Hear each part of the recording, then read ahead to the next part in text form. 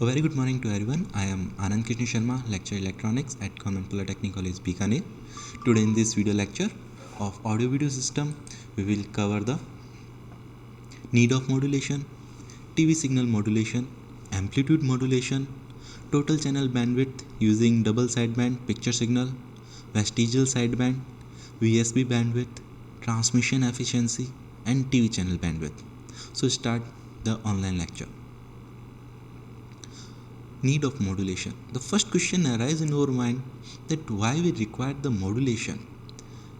Each signal, either it is a modulated or unmodulated, have the amplitude, frequency and phase. Then why we require the modulate a signal on another signal? There are some advantages of the modulation which make it very useful.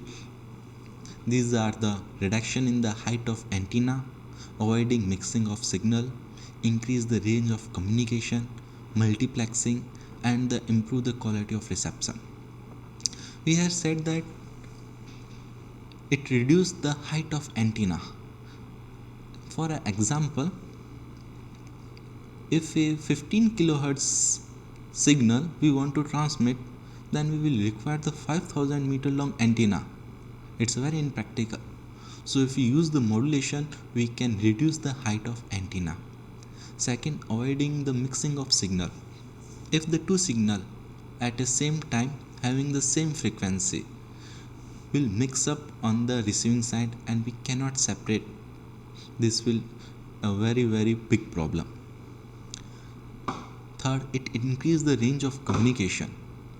The multiplexing FDMA is only possible using the modulation. It's also improve the quality of reception. In the TV signal, there are the two type of the signal. It is a picture and the sound. The picture signal is modulated amplitude and the sound signal is modulated on frequency. So the picture signal is amplitude modulated and the sound signal is frequency modulated. The channel bandwidth that is determined by the highest video frequency required for proper picture reception and the maximum sound carrier frequency deviation permitted in the TV system. We already discussed that the picture signal is amplitude modulated. So we check the very basic of the amplitude modulation.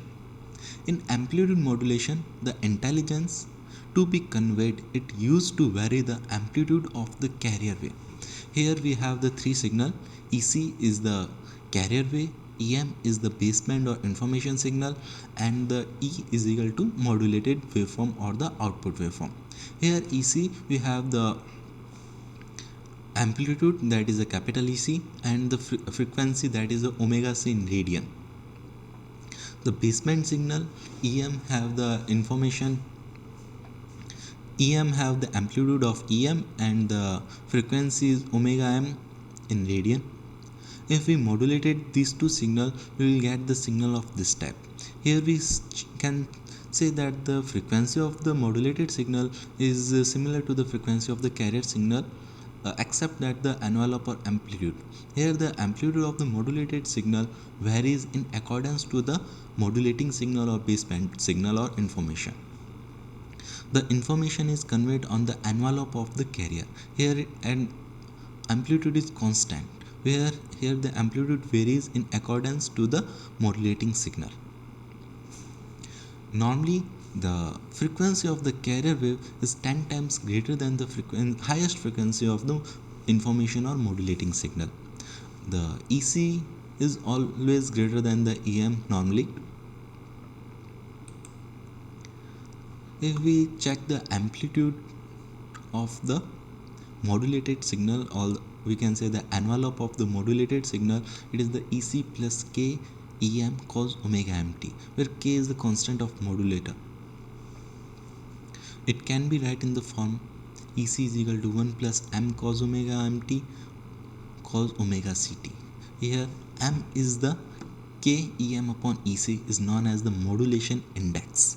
If we apply the trigonometric formula cos A cos B, then we write the output form in the form of EC cos omega ct plus MEC by 2 cos omega c minus omega mt minus MEC by 2 cos omega c plus omega mt. Here we have three components. The first is the carrier component, EC cos omega c. The frequency is Fc and it is a carrier component. The two components known as the lower sideband and upper sideband have the amplitude of MEC by 2. The upper sideband have the frequency greater than the FM, the information frequency from the carrier frequency, and the lower sideband have the frequency less than the FM from the carrier frequency. If we transmit our picture signal or a TV signal on a DSP, we will require a much higher bandwidth. In the TV system, where the video component or the video signal have the frequency ranges from 0 to 5 MHz. If we send it by the DSP sound, we have the upper sideband and lower sideband will require 10 MHz, 5 MHz for upper sideband and 5 MHz for the lower sideband. But we will also require extra 0.5 megahertz of the for the attention slop. Normally the filter characteristic cannot allow us for the abrupt change or sharp filter characteristic, so we'll give a 0.5 megahertz of a attenuation slop. It will add both sides, so total 1 megahertz is extra. 10 plus 1 is equal to 11 megahertz. Then we will also place the sound signal. Sound signal is placed at the upper side corner of the USB, it at 5.5 megahertz.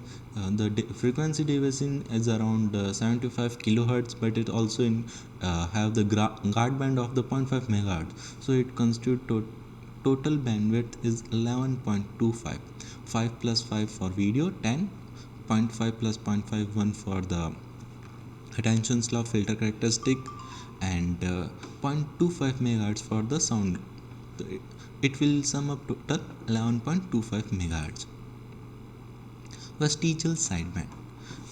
In the DSP side, we have checked that it require a large bandwidth.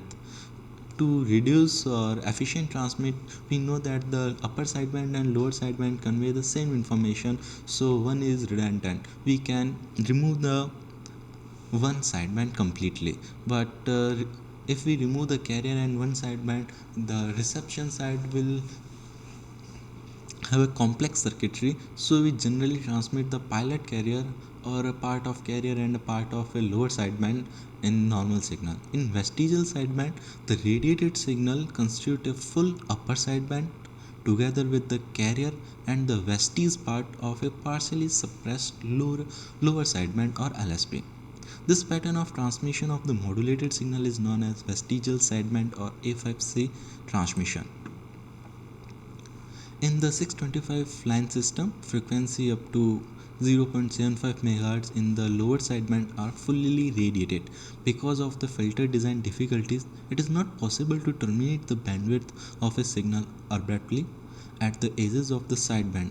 Therefore, the attention slop of covering approximately 0.5 MHz allowed at the either end. Here we can say that at the carrier 0.75 MHz transmitted as a lower sideband in vestigial sideband, and another 5.5 MHz for the attention slop. Total 1.25 MHz for the lower sideband, 5.5 MHz for the sound for the picture, and 0.25 for the sound. Total channel bandwidth required for VSP is 7 MHz. Transmission efficiency. The total power PT in the modulated wave is the sum of the carrier power PC and the power in the two sideband. This can be expressed as PT is equal to PC plus power in upper sideband plus power in lower sideband.